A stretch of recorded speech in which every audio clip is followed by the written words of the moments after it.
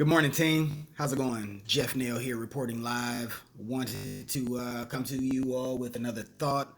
I hope you all are doing well. I'm doing well. Thanks for asking. Wanted to talk about truth in fiction. Truth in fiction. I always share this story, or I don't always share this story. I share this story with many. Um, the origin stories of Batman and the Joker. Um, so fictional characters, comic books. If you're not familiar with the story, Batman is a superhero. He's a um, he's a billionaire. He has a bunch of money. He makes um,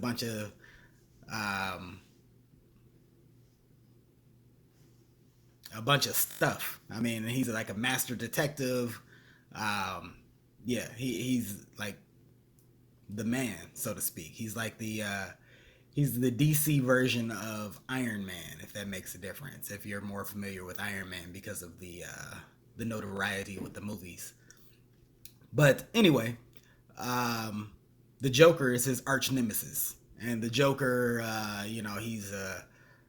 he's a villain. He's like good with knives. He doesn't care. He's just like a lunatic, so to speak, in terms of what he wants and what he's willing to do. Um, and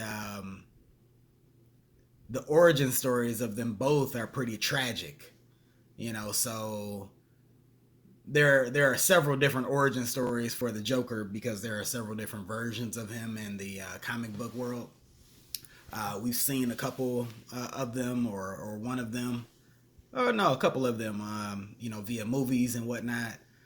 But he just had like a very bad hand dealt to him, and in addition to having that bad hand dealt, there were things just compounding on that on a daily basis.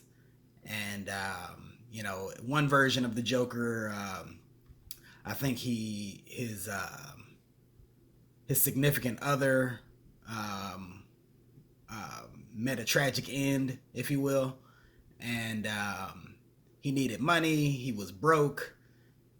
Things were just compounding on him. I think he lost his job, and then all of a sudden he ran into these folks that offered him some money, offered him an opportunity, if you will, and which wasn't legal.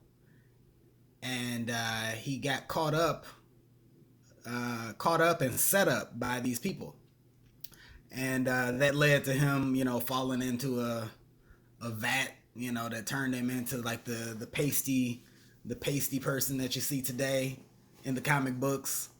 But that was the trigger, if you will.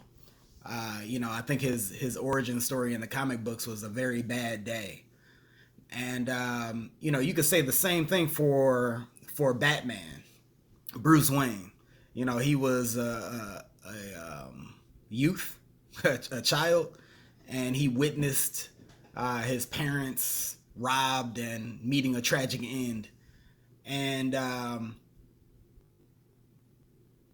the strange part about the two scenarios is that they both endured something that would cripple a lot of people, and like mentally. And the Joker went on to be a master criminal, and Bruce Wayne went on to become Batman. So it's interesting, again, truth and fiction, about how we're able to become resilient or not in our daily life with everything that happens all at one time. Because typically you experience a lot of things that happen all at once. And even if they don't happen all at once, our brains take it in as happening all at once. This always happens to me, black cloud, so on and so forth. And while I'm not justifying turning into the Joker, it is a lot to become resilient and to bend without breaking. And you look at the fact that Bruce Wayne turned into Batman, and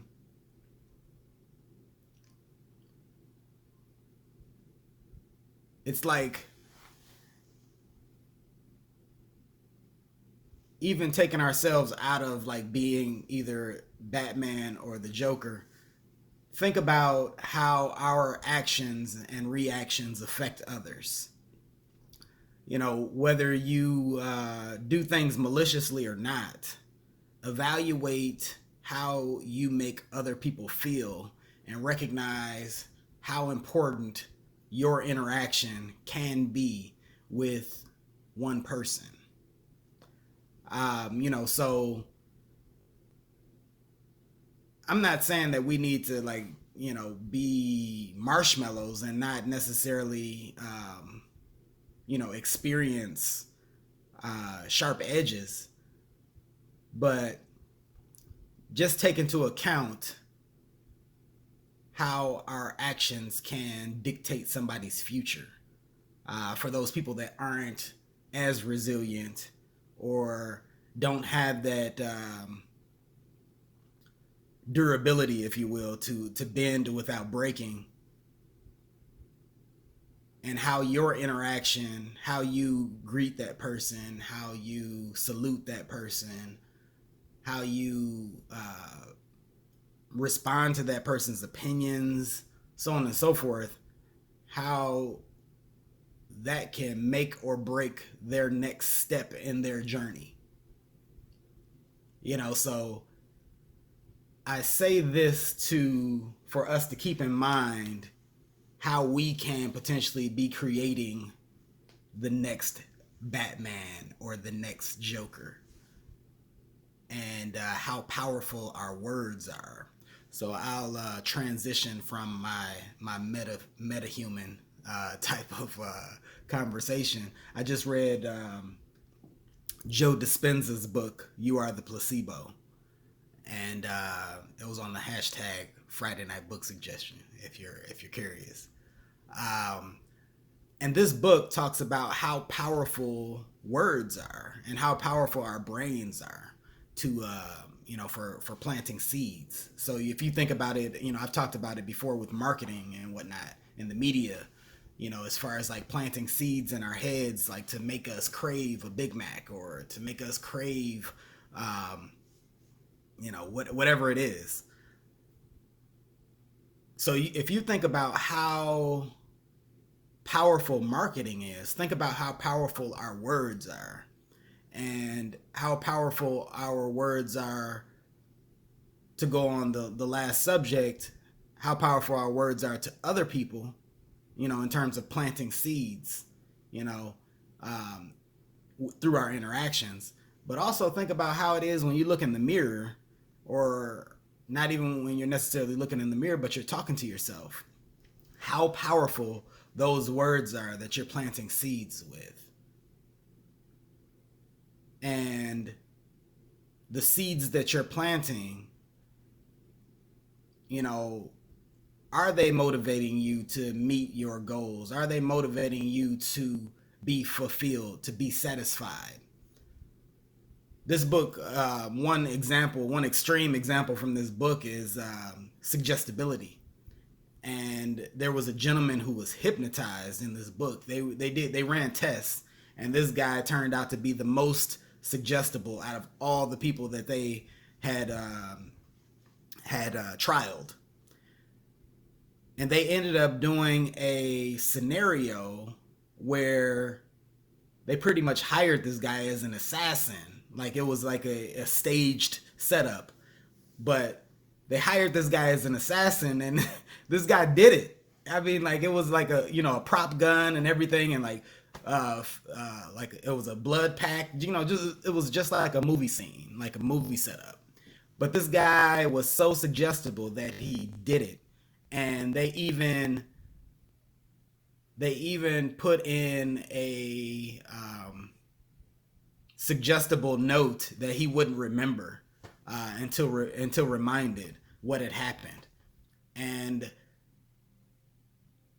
while that is like a big deal to be suggestible to that point, to be able to do something because it was told to you, and then not remember, but think about, because that's a monumental example. Think about the time, think about examples of those not so monumental examples where we can be suggestible to do things that go against our moral standards or do things that go against our integrity, so on and so forth.